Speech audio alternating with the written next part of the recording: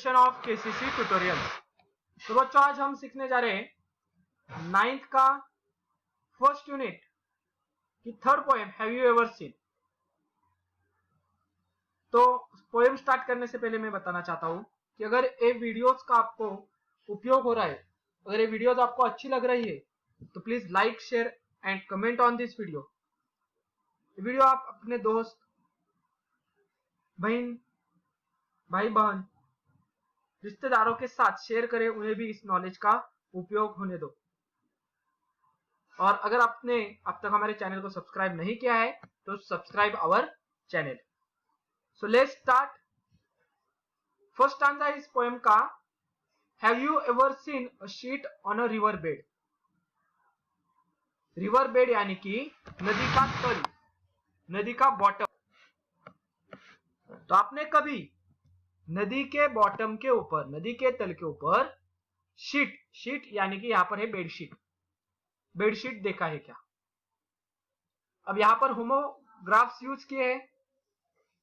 Homographs यानी कि क्या होते हैं देख लो, ऐसे वर्ड्स जो कि स्पेलिंग सेम है मगर अर्थ उनके डिफरेंट हो। तो इस पोएम का हमारा फर्स्ट होमोग्राफ रहेगा बेड यानी कि देख लो हमारे घर में जो जिस पर हम सोते हैं वो बेड, और यहां पर मीनिंग है नदी का तल। अब हमारे घर के बेड पे ऊपर बेडशीट होता है, तो कवि ने यहां पर बताया है कि आप ऐसा इमेजिन कर दो कि रिवर के बेड के ऊपर भी बेडशीट होगा क्या? ये ऐसे क्वेश्चन है कि जिनके आंसर हमको नहीं देने, सिर्फ इमेजिन करना है कि कैसे दिखेगा वो। तो फर्स्ट लाइन की आपको मीनिंग समझ में आ गई। क्या तुमने कभी नदी के तल पर एक चादर को देखा है, बेडशीट को देखा है? सेकेंड है और single hair on hammer's head. अब हमारे सर पर, हेड पर जैसे हेयर्स होते, बाल होते, वैसे ही हैमर के हेड पर कभी बाल देखा है क्या? एक तो बाल देखा है क्या? हैमर यानी कि हथौड़ा, और हथौड़े का सर यानी कि यहां पर टॉप मोस्ट पोर्शन, हैमर के टॉप पोर्शन पे आपने कभी बाल देखा है क्या? सिर्फ इमेजिन करना है कि एक हथौड़ा है और उसके टॉप पे थोड़े से बाल है। देन थर्ड वन देख लो, has the foot of mountain any toes. क्या किसी पहाड़ के पैर में उंगली होती है? अब देख लो, माउंटेन को पैर होते हैं क्या? जैसे इंसानों के पैर होते हैं और उनको पैर की उंगलियां होती है। हम बोलते हैं माउंटेन खड़ा है, ये पहाड़ खड़ा है। खड़ा रहना यानी कि पैर पे ऊपर खड़े रहना। तो माउंटेन का कभी पैर होते हैं क्या? नहीं। सिर्फ इमेजिन करना है हमें कि माउंटेन के पेड़ है और उसके ऊपर उसके पैर को भी उंगलियां है। फोर्थ है and is there any pair of garden hose. अब होस यानी कि गार्डन का होस यानी कि देख लो ऐसे नली रहती है, ट्यूब रहती है जिसके ऊपर, जिससे हम गार्डन को वाटरिंग करते हैं। और यहां होस का अर्थ लिया है मोजों का जोड़ा। अब गार्डन में मोजों का जोड़ा है क्या? वो गार्डन के पास सॉक्स का जोड़ा है क्या? पेयर ऑफ सॉक्स, ठीक है, ऐसे इमेजिन करना है। तो फर्स्ट वन है हमारा कि फर्स्ट वन होमोग्राफ देख लो बेड यानी कि बेड जो हम पर जिस पे सोते हैं और नदी तल। सेकेंड है हेड यानी कि हैमर का टॉप पोर्शन, एंड हेड यानी कि सिर। Then foot and fourth one is hose. अब हम सेकेंड स्टांजा के तरफ जाते, देख लो second stanza. Does the needle ever wink its eye, यानी कि क्या सुई कभी अपनी आंख झपकाती है? नीडल यानी कि सुई, विंक यानी झपकाना। हम आंखें नीचे ऊपर करते हैं तो उनको कहते हैं झपकाना, विंक करना।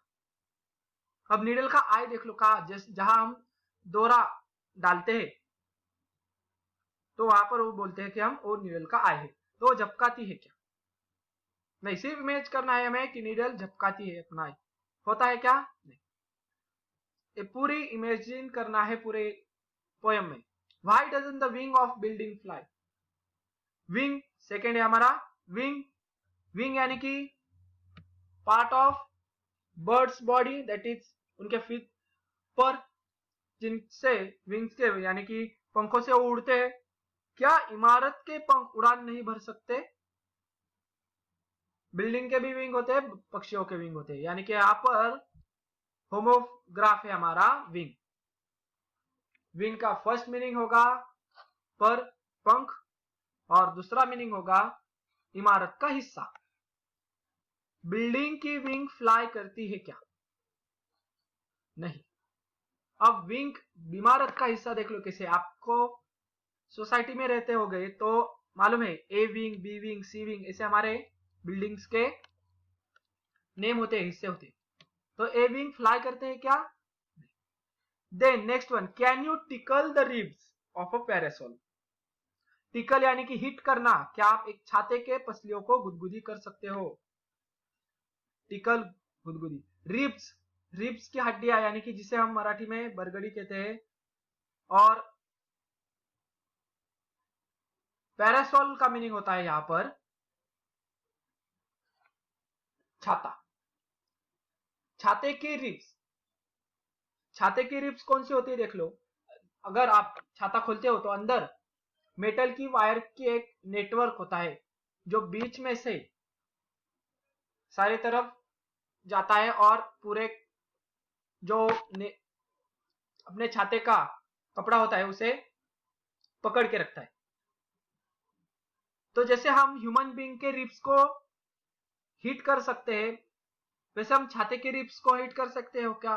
ऐसा भी इमेजिन कर दो। देन और open the trunk of the tree at all. अब ट्रंक यानी कि तना। क्या एक पेड़ के तने को आप खोल सकते हो? जैसे देख लो, ट्रंक का यहाँ पर होमोग्राफ हुआ है। ट्रंक यानी कि हमारे घर पे जो बैग होती है, पतरे का ट्रंक होता है, ये हो गया एक मीनिंग। और दूसरा ट्रंक ऑफ द ट्री यानी कि जो तना होता है ट्री का।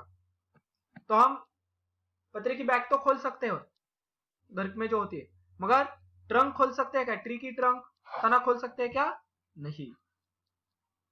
अब थर्ड वन पैराग्राफ के पास जाते हैं, देख लो। Are the teeth of rake ever going to bite? घास जमा करने का औजार के दांत कभी काट सकते हैं हम?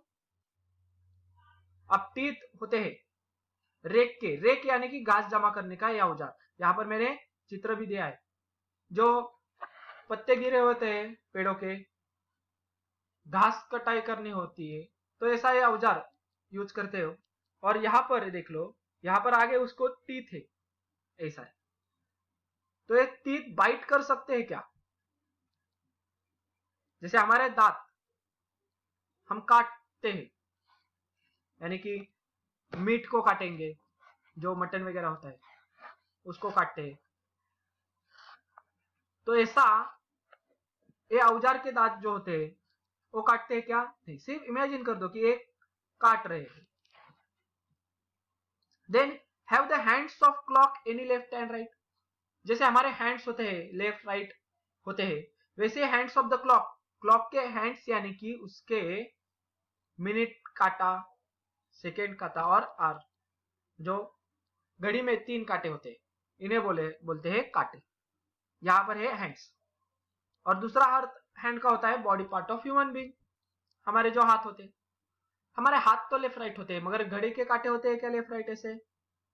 नहीं। इमेजिन करो मगर आप, can the garden plot B deep and dark? अब प्लॉट यानी कि एक कहानी का हिस्सा। बगीचे की जगह कभी गहरी और अंधेरी साजिश कर सकती है। जैसे प्लॉटिंग करना, प्लान बनाना, प्लॉट कराना। और सेकेंड यहां पर मीनिंग है गार्डन प्लॉट यानी कि जगह। तो गार्डन की जगह कब डीप एंड डार्क, गहरी साजिश हो सकती है क्या? जैसे हम प्लान बनाते हैं, गहरा प्लान, अंधेरी साजिश करेंगे किसी के बारे में, वैसे ही गार्डन का प्लॉट घना और अंधेरा साजिश कर सकता है क्या? ऐसे इमेजिन कर दो। And what is the sound of birch bark? और पेड़ के छाल की आवाज कैसी होगी? साउंड यानी कि आवाज, बीर्च यानी कि पेड़ होता है, बार्क यानी कि छाल, स्टेम का ऊपर वाला जो हिस्सा होता है हार्ड, उसकी आवाज आती है। किसी वस्तु पर आप रगड़ेंगे तो हीट करोगे तो उसका आवाज आता है। अब बीर्च बाज का आवाज आता है क्या? अब बार्किंग का यहाँ पर होमोग्राफ हुआ है।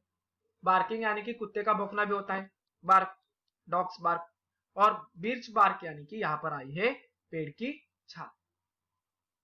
तो होमोग्राफ का यूज करके कवि ने ऐसे बताया है कि इमेजिन करो ये दूसरी चीज हो सकती है क्या, जैसे कि बेड होता है, बेड पर ऊपर बेडशीट होगा, रिवर बेड यानी कि नदी के तालाब, उस पर बेडशीट इमेजिन करो। ऐसे होमोग्राफ का यूज होता है। तो आपको सारे इस पोएम के होमोग्राफ्स ढूंढने हैं जो कि एक्सरसाइज में हमें दिए हैं, और उसके दो दो मीनिंग्स है, यानी कि वन फर्स्ट मीनिंग अलग रहेगा, सेकेंड मीनिंग अलग रहेगा, दोनों आपको मीनिंग्स लिखने हैं। तो ये थी हमारी poem have you ever seen. तो अगेन फर्स्ट स्टैंजा से हम स्टार्ट करते हैं, देख लो। Have you ever seen, have you ever seen a sheet on river bed or a single hair on a swimmer's head? Has the foot of mountain in its toes, and is there is a pair of garden hose? Does the needle ever wings its eye? Why doesn't the wing of building fly? Can you tickle the ribs of parasol, or open the trunk of tree at all? Are the teeth of rake ever going to bite? Have the hands of clock any left and right? Can the garden plot the deep and dark? And what is the sound of the birch bark? तो ये थी हमारी poem have you ever scene. अब इसके कुछ हमें शब्द दिए है, वो देखते हैं, देख लो। होज यानी कि फ्लेक्सिबल ट्यूब, जैसे कि मैंने चित्र में बताया है, और पेयर ऑफ स्टॉकिंग्स और टाइट्स। देन पैरासोल यानी कि umbrella. Plot, the word plot is used to mean an evil और वीक प्लान, यानी कि जो गंदा प्लान होएगा, इविल प्लान होएगा, इसके बारे में यहाँ पर प्लॉट मीनिंग यूज किया है। और बिर्च यानी कि ट्री, बिर्च ट्री होता है, कश्मीर में आता है। तो ये थी हमारी पूरी पोएम। अगर ये वीडियो आपको अच्छा लगा होगा तो please like, share and comment on this video. अगर आपने हमारे चैनल को सब्सक्राइब नहीं किया है अब तक तो सब्सक्राइब आवर चैनल। किसी से ऑनलाइन ट्यूशन का अगर आप हिस्सा बनना चाहते हो, हमारे कोचिंग क्लासेस को ज्वाइन करना चाहते हो, तो डिस्प्ले में दिए गए नंबर पर कॉल कर सारी डिटेल्स पूछ सकते हो। Thank you for watching, good bye.